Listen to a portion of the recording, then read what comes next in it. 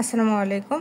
আজকে আমরা যে প্রশ্ন নিয়ে আলোচনা করব সেটা হচ্ছে সোডিয়াম ক্লোরাইড আয়নিক যৌগ কিন্তু সোডিয়াম আয়োডাইড সমযোজী প্রকৃতি সে সম্পর্কে আমরা ব্যাখ্যা করার চেষ্টা করব।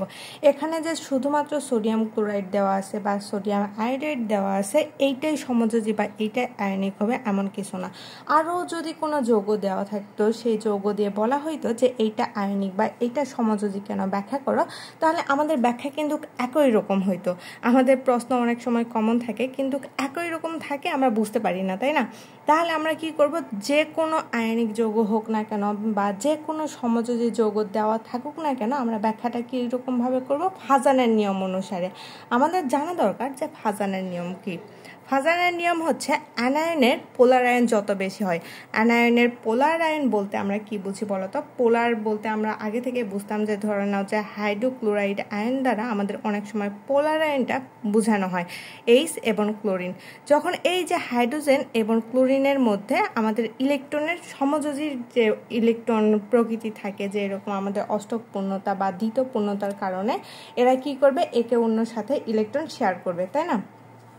এই যে ইলেকট্রন শেয়ার করার মাধ্যমে সেও ডেল পজিটিভ হয় বা সে ডেল নেগেটিভ হয়। এই যে আমাদের তড়িৎ ঋণাত্মকতার একটা পার্থক্য দেখা যায় এদের মাঝে। হাইড্রোজেনের তড়িৎ ঋণাত্মকতা 2.1 বা এই ধরনের কিছু একটা, বা ক্লোরাইডের তড়িৎ ঋণাত্মকতা হচ্ছে 3.0। এই যে তড়িৎ ঋণাত্মকতার পার্থক্যর কারণে আমাদের ক্লোরিন করবে কি, নিজের দিকে ইলেকট্রন টেনে নেওয়ার একটা প্রবণতা দেখা যায় বা ইলেকট্রনের প্রতি তার আকর্ষণটা বেশি হয়ে যায়। যখন ইলেকট্রনের প্রতি আকর্ষণ বেশি হয়, এই যে মাঝখানে যে আমাদের ইলেকট্রনগুলো আছে ক্লোরিন নিজের দিকে টেনে নেবে, আর নিজের দিকে টেনে নেওয়ার কারণে ক্লোরিন হয়ে যাবে ডেল নেগেটিভ এবং আমাদের হাইড্রোজেন হবে ডেল নেগেটিভ। এই যে এই ব্যাপারটাই হচ্ছে আমাদের পোলার আয়ন। তাহলে অ্যানায়নের পোলার আয়ন, এখন অ্যানায়ন বলতে কি বুঝি বলতো? অ্যানায়ন মানে আমাদের নেগেটিভ। এই যে আমাদের ক্লোরিন মাইনাস, এটাই হচ্ছে আমাদের অ্যানায়ন, মানে যেটা আমাদের ইলেকট্রন টেনে নিবে বা ইলেকট্রন গ্রহণ করবে সেটাই আমাদের অ্যানায়ন। তাহলে অ্যানায়নের পোলার আয়ন যত বেশি হয় যৌগটির বন্ধন প্রকৃতি তত আয়নিক হতে তত বিচ্যুত হয়। মানে এই কথাটার অর্থটা আমরা কি বুঝলাম, যে অ্যানায়নের যত ইলেকট্রনের প্রতি প্রবণতা হয় বা যৌগটির বন্ধন প্রকৃতি যখন ইলেকট্রনের প্রতি প্রবণতা বা পোলারায়ন ক্ষমতা বেশি হবে তত এটা আয়নিক থেকে বিচ্যুত হয়ে সমযোজী প্রকৃতির হয় বা সমযোজী চরিত্রের দিকে যায়। এজন্য আমাদের ফাজানের একটা নিয়ম ছিল, সেই ফাজানের নিয়ম অনুসারে আমাদের বলা হয়েছিল যে একই ধাতব আয়নের সাথে যুক্ত ভিন্ন অ্যানায়নের আকার যত বেশি হবে অ্যানায়নের পোলারায়ন ক্ষমতা তত বেশি হবে। এই যে দেখো, যদি আমরা এই যৌগটা দেখি, সোডিয়াম ক্লোরাইড দেওয়া আছে এবং সোডিয়াম আয়োডাইড দেওয়া আছে, তাই না? তাহলে আমাদের ধাতব আয়ন, এই যে এটা সোডিয়াম কিন্তু একটা ধাতু, তাহলে এই সোডিয়াম ধাতু, সোডিয়াম পজিটিভ, এটা একটা ধাতু। তাহলে এখানে আমাদের দুইটা ধাতু একই রকম আছে। এই দুইটা ধাতব আয়ন একই রকম থাকার পরেও আমাদের আনায়নের আকারের উপর, মানে সোডিয়াম তো ক্যাটায়ন, আমাদের আনায়নের আকারের উপর বেস করে আমাদের এটা পোলারায়ন ক্ষমতা বেশি বা কম হতে পারে। তাহলে আমাদের আনায়নটা কোনটা? ক্লোরাইড আয়ন এবং আমাদের আয়োডাইড আয়ন। এখন ক্লোরাইড আমরা যদি পর্যায় সারণী লক্ষ্য করি তাহলে দেখব যে পর্যায় সারণীর ফার্স্টে আমাদের আছে ফ্লোরিন, ক্লোরিন, ব্রোমিন, আয়োডিন। তাহলে এই যে দেখো, ক্লোরিনের থেকে আমাদের আয়োডিনের আকারটা বেশি হবে না? ইলেকট্রন সংখ্যা যত বেশি হয় আকারটা তত বৃদ্ধি পাবে, এটাই তো আমাদের কথা, তাই না?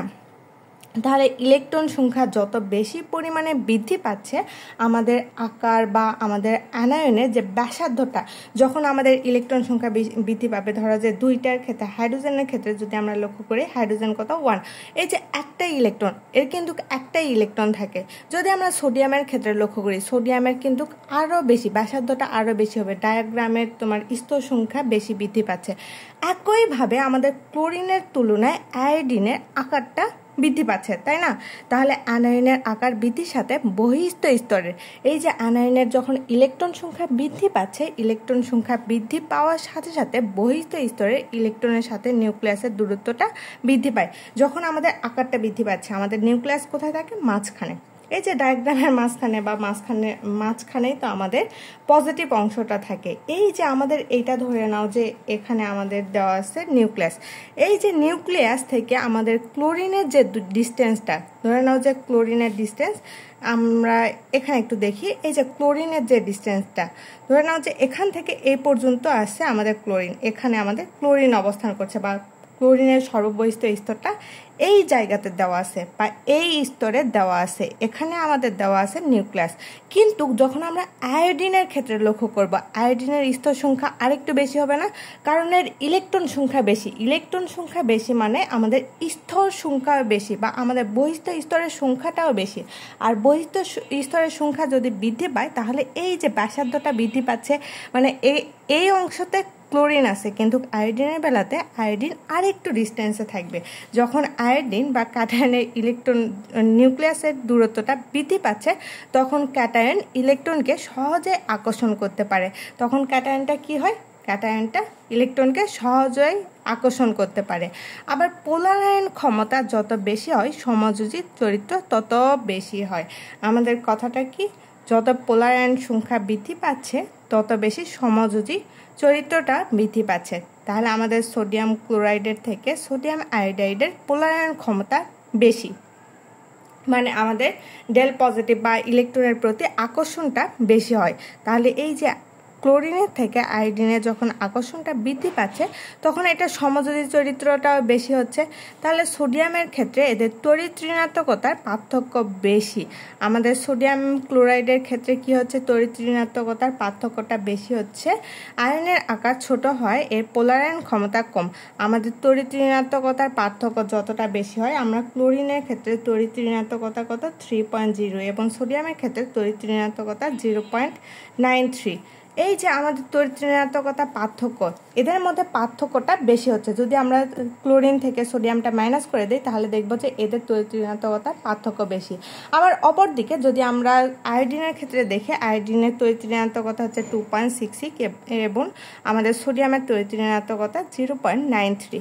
তাহলে এই যে আমাদের ক্লোরিনের থেকে আয়োডিনের তড়িৎ ঋণাত্মকতা কম, মানে পার্থক্যটাও কম হবে। আর পার্থক্য কম হওয়ার কারণে আমাদের পোলারায়ন ক্ষমতা কীরকম হবে বলো তো? যখন পার্থক্যটা কম হবে, আকারটা ছোট থাকবে, পার্থক্য বেশি হচ্ছে। তড়িৎ ঋণাত্মকতা পার্থক্য মানে সোডিয়াম আর যদি ক্লোরিনের ক্ষেত্রে দেখি, এদের তড়িৎ ঋণাত্মকতার পার্থক্য বেশি হচ্ছে এবং আকারটা ছোট হচ্ছে।